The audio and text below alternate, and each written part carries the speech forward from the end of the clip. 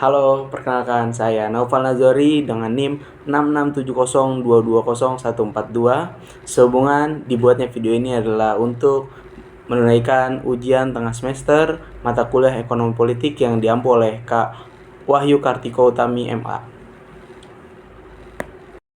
Perlu kita ketahui bersama bahwa ekonomi politik merupakan sebuah perangkat untuk menjadikan kehidupan atau interaksi sosial itu bisa berjalan adanya rotasi ekonomi. Dan tentunya ketika kita disandingkan ekonomi dengan politik, ada hal-hal yang harus diraih menggunakan seperangkat alat atau ekonomi tersebut untuk meraih sebuah kekuasaan atau keuntungan.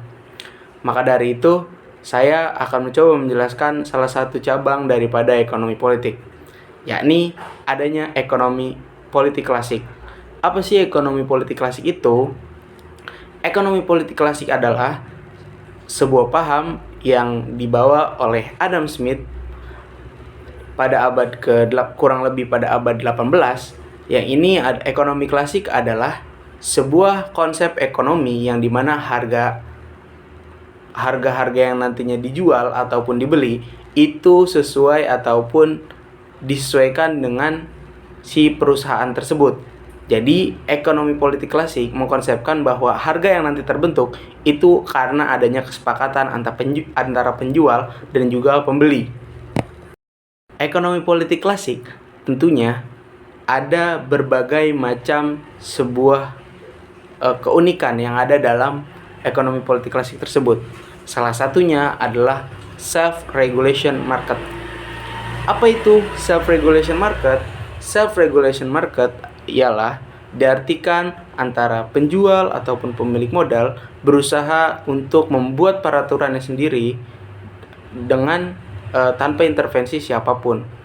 Karena setiap pembentukan harga itu adalah tidak bergantung kepada negara atau biasa disebut dengan self-regulation market pada konsep ekonomi politik.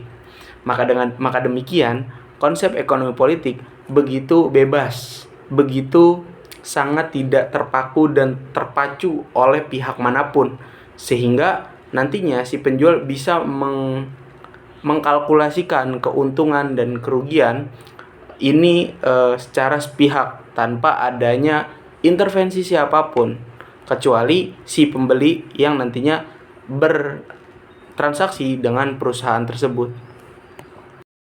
Maka dengan demikian, ekonomi politik klasik adalah pintu menuju ekonomi kapitalis. Mengapa demikian?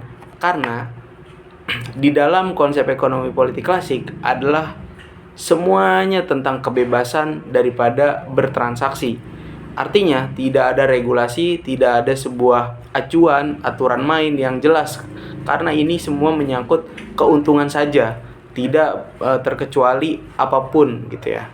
Nah, ada dalam satu konsep ekonomi klasik ada namanya the invisible hand atau yang biasa disebut dengan tangan besi. Nah, si Adam Smith ini juga bilang bahwa semua pembentukan harga itu sesuka perusahaan, tidak ada barrier, tidak ada yang namanya acuan, aturan main segala macam. Nah, ini semua adalah konsep daripada ekonomi politik klasik. Nah, ekonomi politik klasik dengan invisible hand yang disampaikan oleh si Adam Smith ini akan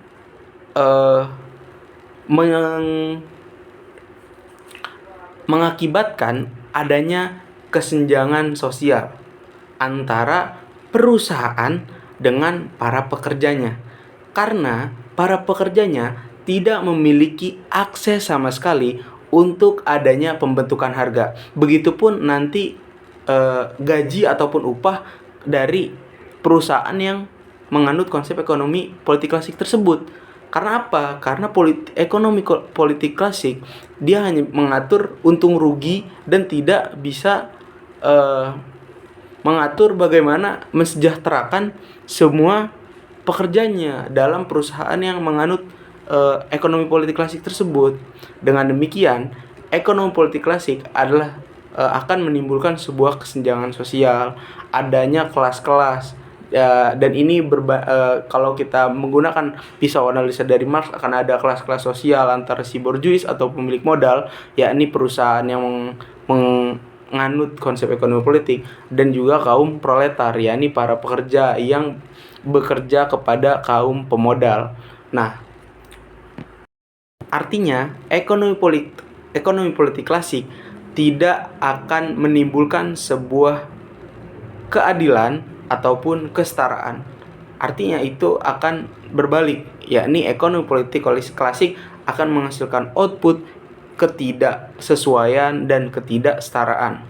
Maka akan ada banyak sumber masalah baru ketika ekonomi politik klasik terus digaungkan dan akan menjadi ekonomi politik kapitalis yang sangat ganas.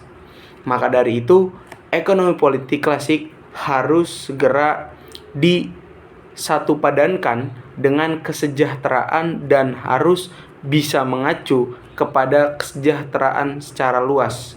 Maka dengan demikian, yang disampaikan oleh Adam Smith dengan konsep ekonomi politik klasiknya ini akan marak sekali perusahaan-perusahaan besar yang menutup mata adanya bencana-bencana alam, kemudian juga adanya kerusakan-kerusakan dari lingkungan dan semacamnya, karena hanya memikirkan keuntungannya saja tanpa melihat akibat yang nantinya akibat buruk yang nantinya tidak dipertimbangkan, sehingga itu harus menjadi garis besar bahwa ekonomi politik klasik tidak harus dijalankan gitu ya, kira-kira seperti itu.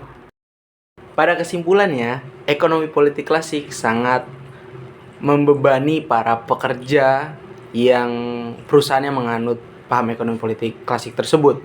Maka dari itu, perlunya dari kita sebagai kaum terpelajar harus memikirkan kesejahteraan bagi masyarakat ataupun pekerja kita nantinya ketika kita memiliki sebuah perusahaan ataupun kita memiliki kolega pengusaha, bagaimana dia bisa mensejahterakan pekerjanya. Dalam prinsip pembangunan juga ada istilah no life behind. Jangan sampai ada yang dikorbankan ketika pembangunan dalam konteks ini adalah pembangunan ekonomi, tidak boleh ada yang dikesampingkan. Maka dari itu, saya mengajak kepada teman-teman semua untuk selalu berada dalam koridor kesejahteraan, tentunya dalam prinsip-prinsip ekonomi yang baik dan benar. Dan apabila ekonomi politik klasik ini selalu digaungkan, maka kapitalisme yang akan merajalela, kapitalisme yang akan mengambil sektor-sektor kesejahteraan bagi para kaum pekerja, kaum masyarakat menengah ke bawah, dan tentunya kaum mediocre gitu ya. Maka dari itu saya mengajak itu tadi untuk selalu berpihak pada kesejahteraan masyarakat, bahwa kesejahteraan dalam suatu negara, yakni dalam konteks politik ekonomi itu sendiri, ekonomi politik harus selalu selaras, karena itu menjadi cita-cita dari Negara Kesatuan Republik Indonesia untuk mensejahterakan rakyatnya. Cukup sekian, thank you for watching. Wassalamualaikum warahmatullahi wabarakatuh.